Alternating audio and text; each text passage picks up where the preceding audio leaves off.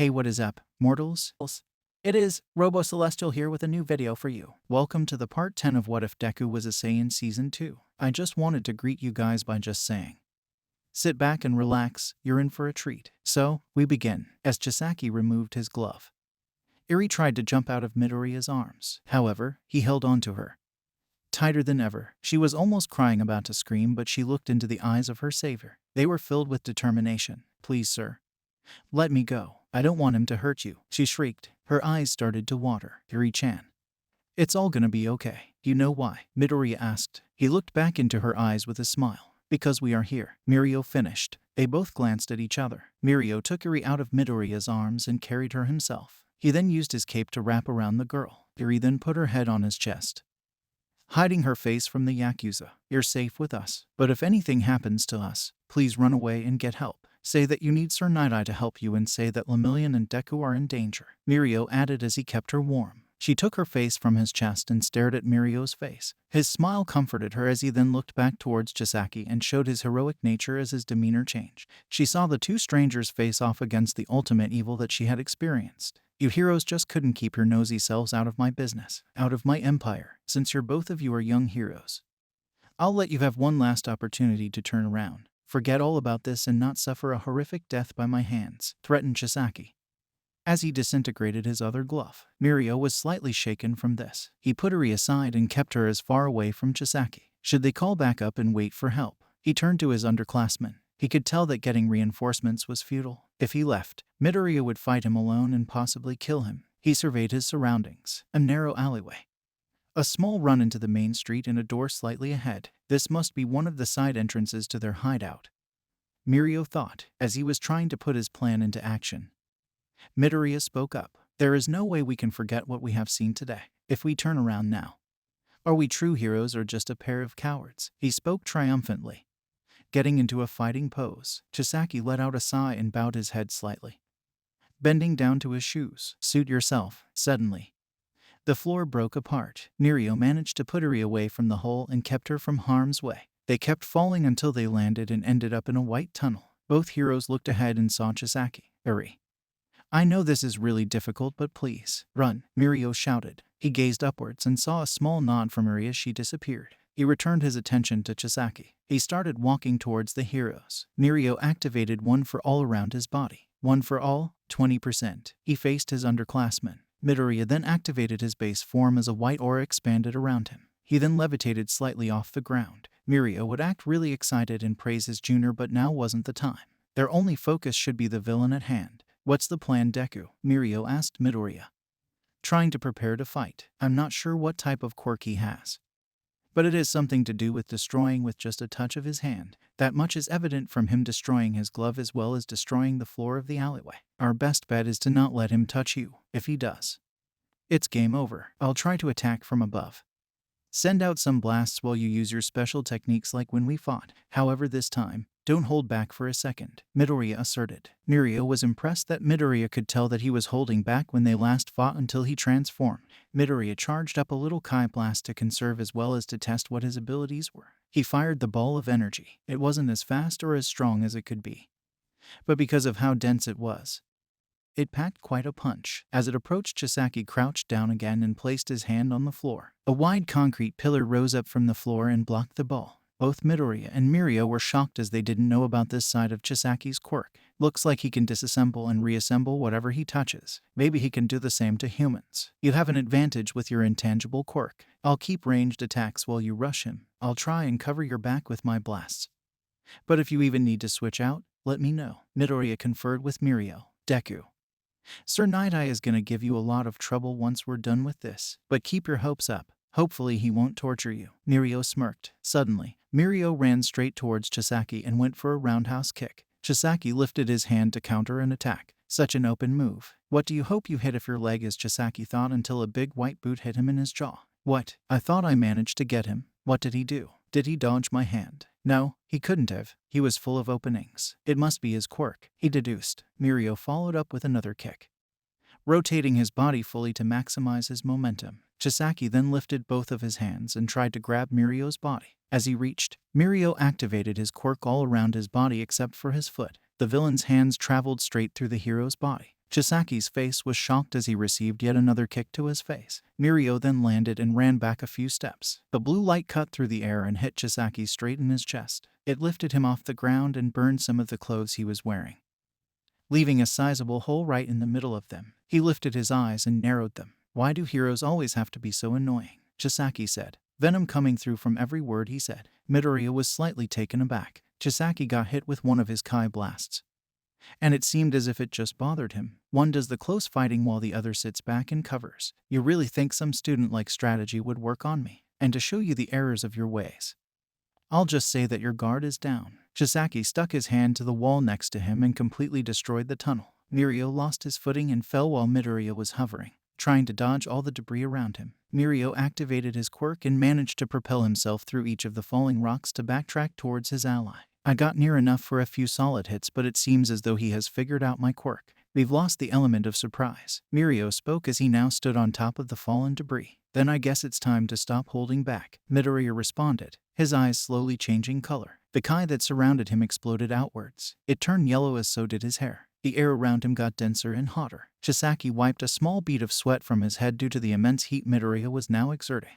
His now spiky blonde hair stood up. Part of his costume teared slightly. Chisaki wondered why he looked so different but thought it was some type of transformation quirk. His attention then turned back to Mirio. It seemed as though his aura was also expanding slightly. Lightning started to expel out of him as a bright energy rose up from his legs all the way up to his head. "One for all, Phantom Phase," Mirio shouted, readying his battle pose. "Deku, let's show him our plus ultra." His voice was more serious than Midoriya has ever heard before. He knew that the first time they fought, he was holding back his true potential and that also, from that point on, it was going to be a fight for survival. Straight away, Midoriya rushed Chisaki. Mirio observed him as he attacked but lost sight of him almost immediately, and the loud wind whistles from their earlier fight rang through the now destroyed tunnel. Mirio noticed that the tunnel was now an open area, almost like the training grounds of their first bout with Class 1A. This wasn't a good environment for Mirio's permeation quirk since his only possible surface can be the floor, but this was Midoriya's best possible scenario for a fight,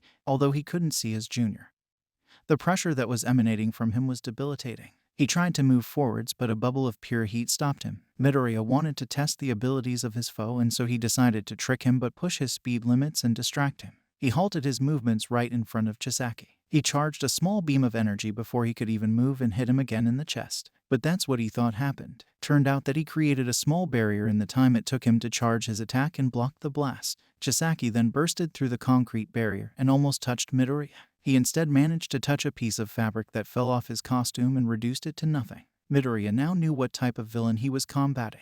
He had to be smarter and try to push his limits even further. He was close to the ceiling of his ultimate mode at the moment, but he could sense that there was something more to it, something attainable. He charged up again and went for a much more aggressive attack. Midoriya once again whizzed around the area, this time through the air, and managed to get a solid hit onto Chisaki. His mask was now in tatters as his face only showed more and more anger. His eyes were filled only with his intent to kill and retrieve Eri. He tightened whatever was left of his mask to his face. He now looked more horrifying than any enemy both heroes have fought off before. Mirio then charged himself. He couldn't keep up with Midoriya's, even in his phantom phase, but he knew that Midoriya would work around his slower ally rather than just blindly attack. He fell into the ground and rose up behind Chisaki. Falling again towards the ground, he landed and jumped straight to the villain. He activated his quirk once again, but fully around his body so he could deceive Chisaki into solely attacking him and leave himself vulnerable. Midoriya took this opportunity to counter and double hammer punched him in the back of his head,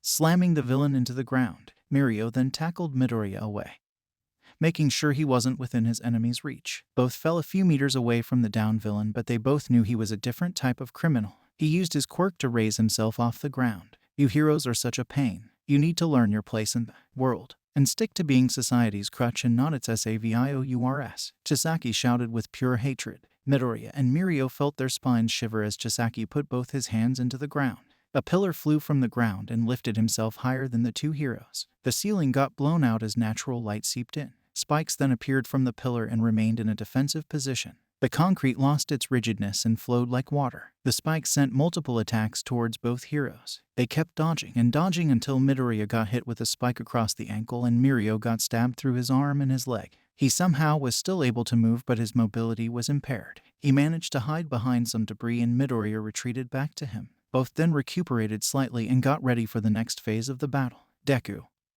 This seems to be some type of tower defense. We need to take care of those tentacles-like things to get close to him. I could rush into the pillar, but I don't think I'll reach the top until I run out of breath. You can fly, but he'll be prepared for you. What do you think? Mirio conferred with his underclassman. He turned to see him mumble and not take notice that Mirio was trying to talk to him. We'll sort that out later. Deku, Mirio shouted this time. Focus on the task at hand. I know you're coming up with multiple plans, but we need a surefire one. I got it, Midoriya shouted back. Mirio was a little confused with his thought process, but conceded. Midoriya pulled Mirio in and started to explain his idea. They both stood up and returned to their base forms. Chisaki felt restless as to him.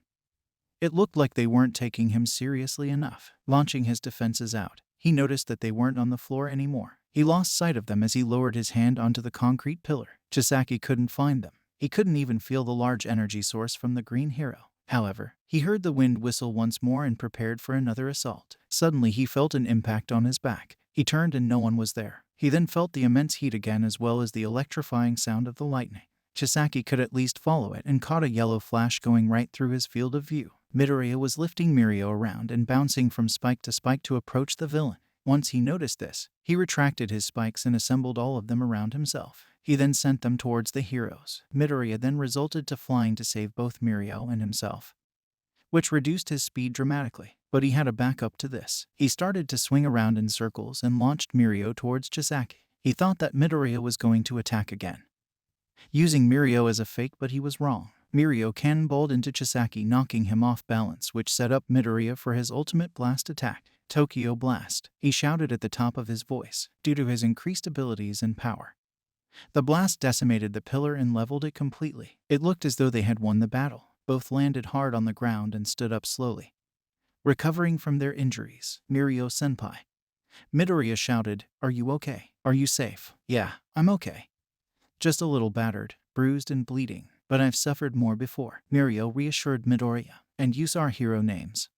We're in public." Mirio lightly smacked Midoriya in the head. He then wrapped his arm around his junior's shoulder and used him for support. "You know, that was a really good plan. Really surprised that it worked. Pretty much used me as a bullet. You better tell everyone that I was the reason we won." Mirio chuckled. Midoriya replied with only a small nod and a smile. He then started to fly up slightly until he felt some type of resistance and an abrupt force. He looked to Mirio. Blood was spilling out of his mouth. He still held a smile. Midoriya was absolutely shocked. His face showed pure despair. He glanced down and saw one of the concrete spikes through Mirio's abdomen. He was tossed aside as his grip on Midoriya loosened. Midoriya landed on the ground and faced his adversary. Chisaki was again standing up with a sickly smile plastered on his face. "Show me your true side, hero. No one shows their nature until they are pushed beyond their mental limits." Chisaki spat as his eyes narrowed. Midoriya was broken. He couldn't move his body. He turned as he saw his friend's lifeless, limp body a few meters away from him. He lowered his head. "Looks like you aren't truly meant to save people. You couldn't even protect your partner. Now accept your fate and perish." "Coward," Chisaki growled. A large spike swooped in and attacked Midoriya. However, the spike was stopped dead in its tracks. Midoriya powered up just before the spike hit him, but his energy and aura was heavier. Chisaki sent another spike from the opposite direction. Suddenly, the aura around him exploded outwards as he clenched his fists and shouted at the very top of his voice. Chisaki knew that this was Midoriya's last strand of strength. "Thank you all for sticking around, and I hope that you enjoyed. Before you leave, we would just like to let you know that We the Celestials has many other channels for your entertainment and viewing purposes. All the information you'll need is right below here in the description. So feel free to check out all the other incredible projects our team creates." Secondly, on behalf of We the Celestials, I'd like to thank everyone involved in the production of today's awesome content. Their details will be in the description below. That's all for today's video. So goodbye and have a divine day.